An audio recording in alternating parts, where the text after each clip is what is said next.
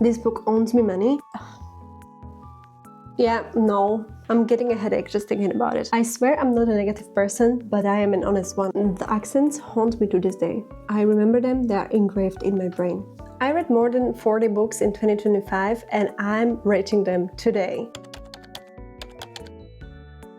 My 2025 reading year was full of ups and downs and I read so many disappointing books, but I also learned a lot about my reading taste. So let's review everything I read in 2025. I'm gonna make it as quick as possible. It will be mostly fantasy and some non-fiction books. And if you're a fantasy reader like me, please subscribe so you don't miss any of my future videos in 2026, because I would love to talk with you about fantasy books and also non-fiction books if you are into those. I have my computer here, I have my notes here, so if I'm not looking directly at the camera, that's why, because I do not remember everything about every single book. I made myself some mint tea in my Totoro mug from Japan. I'm in love.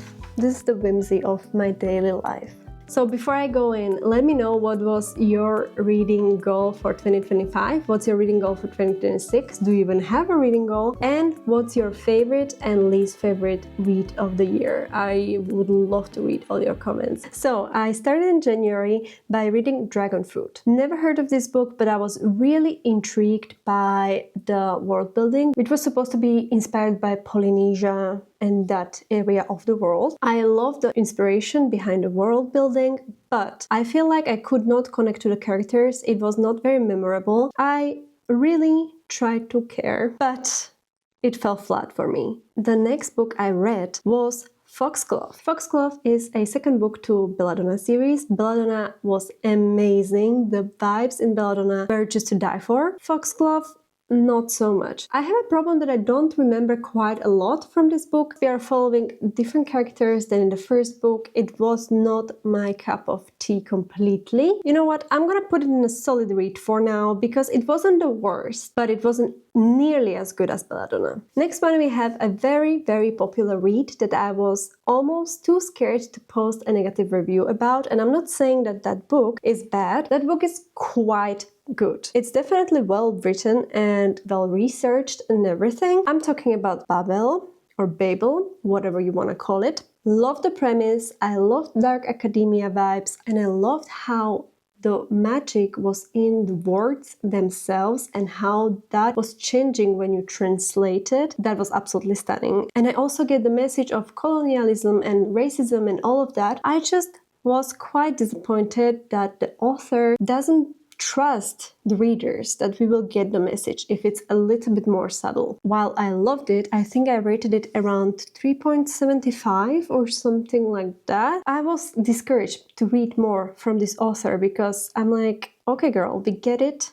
You have to trust us with this. So I'm gonna put it in solid read. The next book I read was for my book club and it was The Prison Healer. And this book I remember liking very much for its uniqueness, but also for the lack of romance or the romance not being over the top. I also liked the plot twists. I do not remember much more and I still have to finish the other two books. But I quite liked the ending of it and it was not bad. I'm gonna put it in solid read because it was quite enjoyable. The next book was also a book club read. It is a very interesting book and it was a book that probably took me out of my comfort zone the most this year. It's a book called This Is How You Lose the Time War. And if you have read this book, you know exactly what I mean because this book does not explain anything to you. You are just lost completely the whole entire book, even though I loved the romance and I love how it's been done and I loved all the ways they were communicating because it's like a time travel, enemies to lovers, but it gets more and more complicated than that. I was truly missing the world building. But I believe if there was more world building, it would make space for more plot holes because it was very like nonsensical read and it was truly just about the love and how enemies to lovers without like spoiling anything do not always work. It's really not realistic for all enemies to become lovers happily ever after kind of scenario. I'm gonna put it in solid read too. So far everything was a solid read, wasn't it? Now we are coming to a book that took me out of my reading slump. And at that time when I was in slump, I was asking for an easy to digest fantasy read that would not blow my mind, but it would definitely like warmed my heart. And this book was just so pleasant to read, and it's popular for a reason. The more I think about it, the more I like it. I really have no notes, because this was also a book club read. We were analyzing it and discussing it in such detail that it made me fall in love with the book even more, because I truly understood the character, the main character, even before the book club meeting. But afterwards, it just added layers and layers to that character. And if you like analyzing people, I think you would enjoy this book, because when you think about where she came from and how her life until that point was completely driven by fear, and then all of a sudden her horizon is expanding, and everything that she thought was right was not right. It was just so good, and you completely understand how she behaves and why she behaves that way, and how she's expanding her beliefs, and how she's expanding what feels safe and what doesn't feel safe. It's just such a good read. I absolutely adored this read. I have a lot of book club reads, and while some of them suck, some of them are great. And my advice for you for 2026 is to join a physical book club, because not only you'll find friends that are so aligned with you, but also you will discuss books and you will go into books so much deeper than if you're just reading it alone. It's chef's kiss. Next one. I was scared to read Sanderson for the longest time, because his series are quite long and quite thick. So to read a standalone was a good entrance into his work. And we read Yumi and the Nightmare Painter, and I was sad. I was sad. I love his writing. I love his world building. My only issue, and why I did not put it in no notes category, is my personal preference, because there is a trope, I'm not gonna say it, but it's gonna happen soon in that book, that appears in anime quite some. It's really not my favorite, and it's basically the whole book is this trope. My favorite character from the whole book was the narrator that is apparently appearing in every single, or almost in every single book. I don't know, I haven't read it. He was so funny. So funny, and he's like a dimensional jumper, whatever, something, I don't know. Beautiful book, and so fun to read. If you think I'm reading a lot of book club books, like a weird amount, that's because I was in 2 book clubs at that time. So the next is also a book club read, and let me tell you, I was lied to by this cover. Since then the cover has changed, but I bought this book by the cover and by the name, and I was lied to. I got rid of this book so fast, and this book actually I want a refund. And you might be surprised, because I'm talking about Emily Wilde's Encyclopedia of Fairies. First of all, it's set in winter, in deep winter. Does this cover that has been since changed speak winter to you? First of all. Second of all, and that's the second and only point I'm gonna make about this book, I do not like the characters. The 2 main characters, I do not like the small little creature that was there.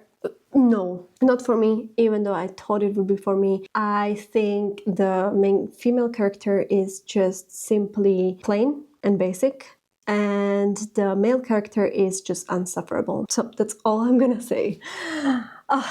Such a disappointment. To change my genre a little, I read Make Believe by Victoria Hutchins. She's a content creator, and I identify a lot with her in many different ways, from yoga and teaching yoga, even though I haven't started teaching yoga ever since I got in my yoga teacher training, and also quitting her full-time job to pursue something that is truly her passion. That's very much resonating with me. It was a great collection of poems, and I'm putting it in I was sad, because it made impression on me, a positive impression, and I would love to read more from her. The next read I have is a Psalm for the Wild Build. I have no notes for this book. It was such a delight to read this book, and I believe you should just go into this book blindly. If you feel any sort of resistance when you are starting to read this book, please push through, because this book gave me hope. This book gave me comfort that I was seeking at that time, and it's truly such a nice, cozy and short read, and it can serve you as a palate cleanser if nothing else. I don't want to judge harshly somebody's first book, because it is such a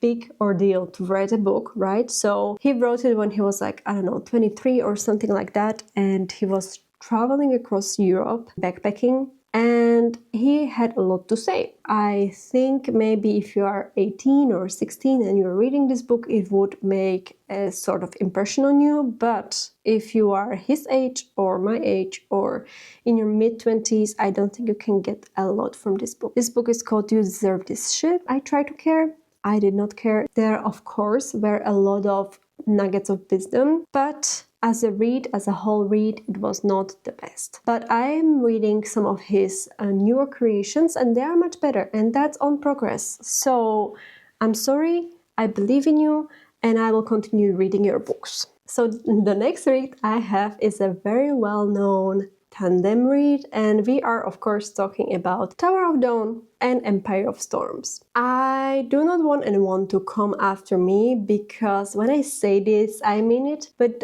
all the love in my heart, because all of them are my long-distance besties at this point, but I am also very tired of reading this series, just because it's a lot of bad things happening to these characters continuously, and everything is just going downhill all the time, and I am just tired. I just wanted them to have a cozy little break for once, and that's why I haven't finished the series yet. I still have to read Empire of Storms, that is just looking at me from behind for many months, and I promised I will read it in probably February. So yeah, my hot take is I loved Tower of Dawn more than I loved Empire of Storms, and that's because it's new, it's refreshing, and I am the biggest fan of Kale, because Kale is the most believable character in the whole series. He makes mistakes. He is just a human with no special powers. He has a normal lifespan. He's making mistakes as any human being,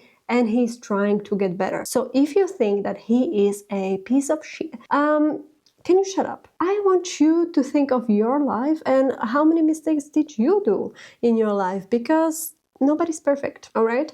So I love the new continent that we are on in Tower of Dawn, and I love the whole healing journey, which was both physical and mental. And I love the new characters in there. So it was very nice, and I have no notes for this book. And Empire of Storms, you know what? I don't know, I was sad. No notes, I was sad. You know, I was sad. That is my hot take. And the next one is Watermoon, and I have truly no notes. First of all, it was so nostalgic and it reminded me of my Japan trip, and anything that does exactly that is immediately 5-star read for me. But also I loved how magical and whimsical and almost like nonsensical it was. Some people's critique would be that they were just jumping from place to place, but I truly enjoyed the way they were traveling from place to place. I think it was very poetic. It was like Ghibli-esque vibe, and I adore it so much. Now I have an audiobook that I listened to, and I DNF'd it because I was practicing free will that day. I know some of you will be mad at me, but I just do not think that this book was really relatable. I just don't enjoy reading about privileged people drama. And I know not all of them were privileged, but I just did not like it. And it was also my introduction to this genre, so maybe that just tells you more about my reading taste. And I'm gonna put it in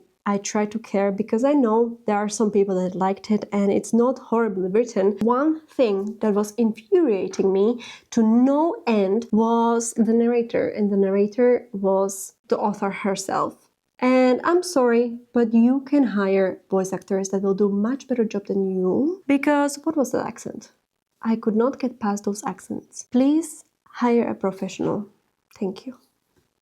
That's all I'm gonna say.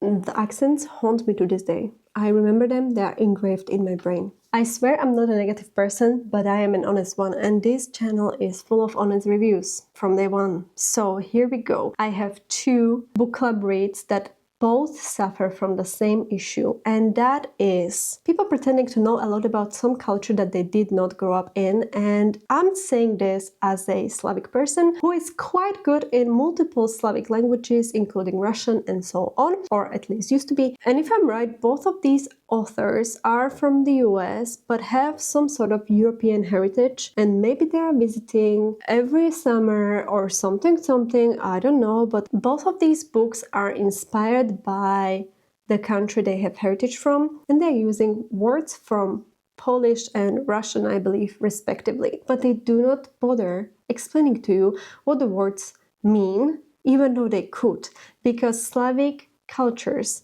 every single one, is different, and it's so rich, and they could have made these books into such masterpieces, but they just did a lousy job. You can use 1 or 2 sentences to make everyone understand. It was making me angry because I understood every single word that they used, but they did not explain it to other people that do not speak Slavic languages. Like, is that such a big of a deal? And for that reason, both of them, especially Spinning Silver, that was a DNF for me. This book owns me money. And Where the Dark Stands Still, it was a little bit better. I quite enjoyed the plot, but this was pissing me off. All Slavic cultures have such rich cultural background, and you can implement it in books so nicely if you decide to do so. If you truly understand the culture, if you live in the culture, to just use few words that you understand what they mean, but in the context, you're just using them repeatedly without any sort of sense. I'm sorry, but no. Okay, I swear I'm not just negative. I swear I'm not a negative person, but I just had to get this out of my system. The next one we have is a nonfiction, and it's a very popular nonfiction, and we are talking about The Let Them Theory by Mel Robbins, and the things she decides to share with the public are truly helpful. I believe this is also the case of The Let Them Theory, but this book suffers from the same issue as almost every other self-help books, and that's the relatability of different stories that the authors decide to use. While I was really relating to the first part of the stories in the first half of the book, the second half of the book made me question why she decided to share these stories publicly like that. And they weren't just like very private stories. I just felt like they did not have to be there for the sake of telling stories. And this book could have been shorter. And the Let Them Theory in practice, it stems from many different beliefs and many different religions. And she put this theory into a very digestible piece of literature. So that's why I'm gonna put it in solid read. The next one is a summer book club read, and this book is a fairy tale, and in the beginning it sets the tone very nicely, and I loved it from the very beginning, but as I continued reading I was more and more displeased with the characters. We have multiple sisters, I believe, cousin sisters, I think it's sisters. They're all flawed, but not in an enjoyable way. The main character is just making so many bad decisions, but also she's quite shallow. I did not understand her decisions or thinking. At some point she was talking about a true love of one of her sisters, but that was not translated well into what we saw of that couple, because that did not look to me as a true love. That to me looked like a 16-year-old Bella from Twilight. I have very confused feelings about this one because it was not very memorable. What I I just remembered. Yeah, no. It's called Wildwood Dancing. I'm so sorry, I tried to care, but I just remembered why I heavily dislike this book, and it's because there is a frog that she is keeping on her shoulder for like a decade. It's like a Princess and a Frog retelling, but it's much more disgusting than that. And there is a different character that is the villain of the story that in 60% of the book did something very icky. Yeah, no, not for me, because it started like a beautiful fairy tale and then everything afterwards was just such a disappointing mess. We have another disappointing read that I was reading at the book club cabin retreat, which was so delightful. And if you haven't seen the video from our book club cabin retreat, please do so. It was so lovely. And I talk about this book there in detail. I finished it after I came back from the retreat and I was just skimming the pages until the end because I stopped caring at some point, because this is a Little Mermaid retelling, but the reason why she is not speaking for 70% of the book is because she decided that her accent is too thick. That just made it so not enjoyable. And this is again a debut novel from a content creator. The plot twists at the very end were good, but at that point I did not care because this lady did not want to freaking speak for the whole book, and that just made it so freaking annoying. I'm so sorry. Okay, I think the summer of 2025 was such a low point in my reading journey, and I was really trying to push through all these reads because they were all very bad. And to sum it up quickly, I had fun with Fourth Wing. I think it was a fun and hot read. Then Iron Flame was such a disappointment, and Onyx Storm was just a mess. And after DNFing and skimming through Onyx Storm, I decided to sell my set immediately on Vinted. I was like, I'm done with this series. And as I was reading books in between Iron Flame and Onyx Storm, I just could not stand the writing style. Like, they're swearing so much. I'm getting a headache just thinking about it. All the characters, very shallow. All the plot was very forced. The way I describe it to anyone is it was dopamine packed, as if you were scrolling on social media just to keep you going, and at some point it just gets so tiring. There is no depth to it. There is just go, go, go, action, action, action, and it just doesn't even make sense. As it continues, you can feel the pressure she has to continue pushing out another book, and it just gets bad. Alright, I'm recording for 50 minutes and I'm halfway through the list, so I'm gonna speed up. Next read, No Notes. It was a little bit hard to get into because the writing style is a little bit old-fashioned, but to nobody's surprise, Howl's Moving Castle is in No Notes category because it is so whimsical and so charming, and I just had such a good time. It's a bit different from the movie itself, but it's charming in its own way. For the next book, I was waiting for Libby for the audiobook for more than half a year, and that tells you a lot about how hyped this book was, because I can have in Denmark only 3 holds in Libby. So this book was taking my hold space for half a year, and it was such a disappointment. I'm talking about Outlive. And if you are in the wellness world, you definitely heard about this book. If you are a woman and if you are struggling with your health at any point and you try to research it, you know that nothing is being researched on women. Many times it's frankly frustrating. It was so long. It's like 20 hours or more than 20 hours of listening time. It was just so not helpful. But I have a better book on the same topic, and that is All in Her Head. It is a great listening experience. I was sad throughout the whole book. It does not give you any solutions though. So while it's quite eye-opening how women were treated and how women were considered as less than male beings in the eyes of early medicine, it's just so intriguing to listen to, and frankly infuriating to listen to this book, because you feel seen, but it doesn't solve any of your issues. So I highly recommend this read. If it makes you angry, you've been warned. To make things lighter, I have a very beautiful read. I think I already mentioned it in some previous vlogs, so I'm just gonna keep it brief. The Service Berry. I believe this should be a mandatory reading for anyone, really. It's a very short book, and it talks all about the union and the harmony and the abundance in nature, and how it translates, or how it could translate, to our living. Truly wonderful read that will give you hope. It's so much easier to give negative critique because you are able to be negative much easier than to be positive, and this book is no exception.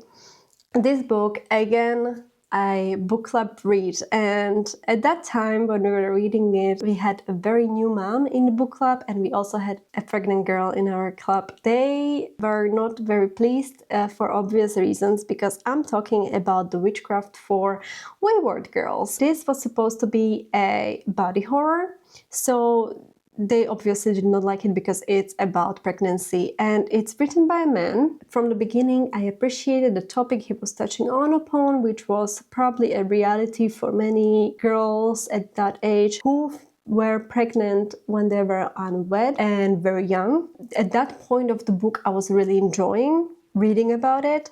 But as it is a body horror, he was repeatedly and obsessively talking about pregnancy symptoms and birth experiences that were completely unnecessary. It was also mild, if you think about it, because the symptoms and the experiences he was talking about is reality for most pregnant women. If he truly wanted to make it a body horror, he should have talked to the girl with the list. It's a girl on the internet who makes content, who gathers content of people talking about their birth experiences and about their pregnancy experiences and pregnancy symptoms that are so wild, like teeth falling out, this and that, and it's just so bad that I don't even want to think of it. Even though he made a lot of research, he was talking to his sister or somebody who went through it. I think he could have kept it more about the topic of what the young girls went through during that period of time. It was lacking a lot of witchcraft, and every single character was very stereotypical. I tried to care. In the beginning, I cared, and then I just did not care. And then the book club discussion opened my eyes even more, and I cared even less. Another book club read. You see how many books I read with my book club? It's called The God of the Woods. I thought there would be a little bit more of like a spirit in the woods, or hallucinations that make you see things in the woods and you maybe get lost there. The theme of it was rich people drama. And again, I do not relate to it. I do not care about rich people drama. Thank you very much. It was still a solid read because I really liked the ending. And that's why I put it in solid read, even though for me it wasn't the best read, but I enjoyed it more than some of the books in the I Try to Care category. A solid read for some, not a hit for me, but I know that people will like this book. The next one was also audiobook, and I was listening to Bury Our Bones in the Midnight Soil. And there is a chance my reading experience would have been different if I was reading the physical book, because I know some people say that it is unnecessarily long and a little bit repetitive, but when you think about it, it is multiple people going through the same thing of becoming a vampire. That's no spoiler. If you think about all the overarching themes of hunger and lust and rage and loneliness and everything that they were representing, it makes it into such a good book. I was sad. Or no notes? I was sad. No notes? It's hard for me to decide because no, I was sad. That was also at the same time I was trying to read the Dracula, which is not on this list because I never finished it and I didn't want to include it in this list. To jump from the Dracula into this was much more enjoyable. Now I have two autumn reads. One of them is The Pumpkin Spice Cafe and the other one is If It Makes You Happy. And these two could not be more different. They are both small town romance, cozy autumn reads. If It Makes You Happy was my 5-star read because it's like a Hallmark movie with low stakes, but still there is found family, there is different family dynamics, you have something to think about, and you have good writing. And then you have The Pumpkin Spice Cafe, and this book would owe me money if I bought it, but I got it from the library because I had a feeling it would not be good, and I was right. I am not even gonna comment on The Pumpkin Spice Cafe, but I'm so glad I first read If It Makes You Happy because that was so much better than The Pumpkin Spice Cafe. The year before I also read The Ex-Hex. Bad. So I was giving up on these kind of books, and then I read If It Makes You Happy, and it changed my mind and it gave me hope that there are silly little romance books in a small town that are actually nicely written. Then I read another Taking Fisher book, which was making me a little worried. I won't put it in This Book Owes Me Money. Oh, the whole video was filmed with a little mistake. So basically, we have a princess in a tower, but this is not about the princess in a tower, it's about a frog or a little fairy-like creature that can be a frog, can be a toad, whatever. So basically this book, the main two characters that we are following are pretty basic and not very memorable, and then we have the villain of the story, which was absolutely horrible, and I could not get past the animal abuse that appeared in this book. I'm not gonna read about villain that abuses dogs and other animals. Next one, on the other hand, was so nice. So to make it brief, absolutely loved it, read it in Edinburgh, and I cannot wait to read the next book when I'm in Edinburgh again in February. So Anatomy, a love story, I'm gonna put it in no notes. I know some people comment on the fact that some of the things are inaccurate time-wise. I am not a medicine professional, so I do not have notes on that, but I very much enjoyed the story. Then I have a confession. I was reading The Emperor of Gladness, and then I ran out of time on my Libby loan, and it had such a long waiting time. I have never returned to the book again. I will probably revisit this book, but for now I'm gonna put it in solid read because I went through like half of it and then I ran out of time, and so far so good. But I did not finish it. But I wanted to include it because it was my attempt to read a different genre, so it's the attempt that counts. Then I finally had time to finish the series that I started in the beginning of the year, and I read 2 Twisted Crowns. And then while I still love the duology, I did not enjoy this one as much, and I believe I made a review in one of my vlogs, so I'm gonna keep it brief. It was a solid read. There were some things that were missing from the first book that I really much liked in the first book, but it was not in here. That's why it's a solid read. I still really enjoyed it. On the other hand, I had a very enjoyable read, and that was Legends and Lattes, and I'm putting it in no notes because this is how cozy fantasy is done. And I cannot believe I was waiting years until I read this book because I was quite scared I'm not gonna like cozy fantasy. What I enjoyed the most about it was how it was described, how she was opening the cafe. I think it was really pleasurable to read as a retired barista. I loved all the characters. It had enough action to pull me through the book while still keeping it cozy and lighthearted. Tiny novella at the end of the book, which is called Pages to Fill. How can you rate 30 pages of something? So I'm gonna put it in solid read. It made me a little bit worried, but I'm gonna like the second part of the book, which is happening before she opened the cafe, and I love the cafe. So like, yeah. All right. Next one, I changed my genres a tiny bit because I was reading a middle grade book called The Undead Fox and the Deadwood Forest. I was listening to it and I loved the narrator and I loved how the narrator was talking to me. And this book talks about grief and the grief that comes with the choices we make in life. And I really enjoyed this book. I was sad, even though it was a middle grade book, and the atmosphere and everything, it was lovely. Next one. All right. Now we're talking. Because this is a favorite read of my whole year, and it's called Blood Over Brighthaven, to nobody's surprise. I'm gonna put it all the way in the front. If I had to describe my taste, my book taste, I would definitely include this book. It was right up my alley. It represented everything I like in a book, in storytelling, in character development, and I would love to have continuation of the series in 2 ways. I would like to have a short novella about certain group of people, and I would like to have a proper book about what happened to the city afterwards, because I believe it would be so political and it would probably not be positive, and it would be so interesting to read about it afterwards. I understand why is it a standalone. I enjoyed that it's a standalone, but I was so passionate about everything that was going on in that book. It was just so good. It's hyped for a reason. We are almost at the end. I have some DNFs and I'm gonna touch it briefly. I have DNF The Healing Season of Pottery. It was just not doing anything for me and I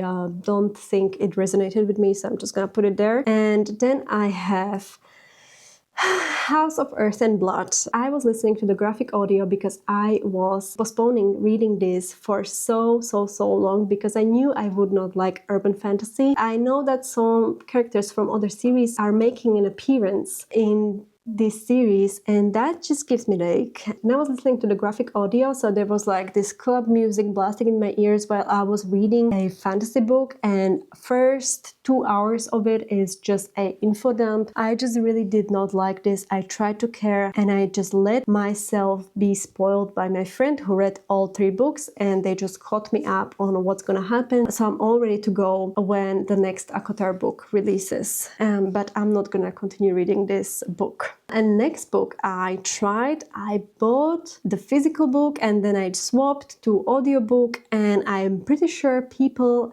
have good experiences with this book, but it's just not for me. It was a book club read and that is Hogfather, and this book owes me money, but I gave it to a friend and she was happy, so all is good, all is good. I did not like the writing style. I did not find it funny because maybe I'm too much Gen Z and do not get the references, and I just think even though it's considered a standalone, I did not appreciate not knowing anything about the world. I finally pushed through Wisteria. I try to care. I truly try to care, but it was worse than Foxglove. At least in Foxglove, Death and Signa were making an appearance. In Wisteria, I truly did not like it. Because if you know how Foxglove ended, Wisteria started even on a worse note, and if you know that these 2 characters are supposed to fall in love because it's so obvious, it's so painful to read because I would never be together with such person. If they were behaving as such to me, I would not fall in love with them, no matter what it is, no matter what fate is tying us together. Don't act like a piece of shit to me. I don't understand. It was not resonating with me. I think it was absolutely unnecessary. I just pushed through it so I could read the Christmas novella, which is slightly better because Signa and Death are back, but Wisteria was just not good. Not good. Alright, and we have 2 last books. I was listening to Nettle and Bone and I was sad. I was sad because from the very beginning, the atmosphere was set so beautifully, and it's again one of those fairy tales that is very atmospheric, that has so many different magical moments that really made me fall in love with it. And from the very beginning, she made a dog out of bones, and then she had a demon chicken following her on her journey. So it was just a vibe. So it was very pleasurable, and I'm again happy to say that I like this author. And it was just Thornhenge that I did not like. And the last book I had from my friend for a bit, and while she liked it very much, it did not resonate with me so much, but I still found some nice inspirational pieces in that book. So yeah, I tried to care. Unfortunately, it was not for me. I believe if the author wasn't popular, this book would flop. But because she is well known, it has good reviews, I do not understand because the writing style is not so good. In first chapter, she tells you how to make a grimoire of your life, but as you read on, there are bits of wisdom, bits of inspiration, but it does not have good structure and it does not leave you with much. And then she goes on just with ads for her company. So yeah, I did not like it. It was not witchy enough for my taste. That's why I put it in. I tried to care. All right, but that wraps it up. I think this year was quite hectic with the reading, and I read a lot of bad books, and I read a lot of books that were out of my comfort zone and then out of my reading taste. You know what? It looks like it was a very well distributed list of books. I would even make some changes. The top tier is pretty on point, I would say. I'm just rambling at this point.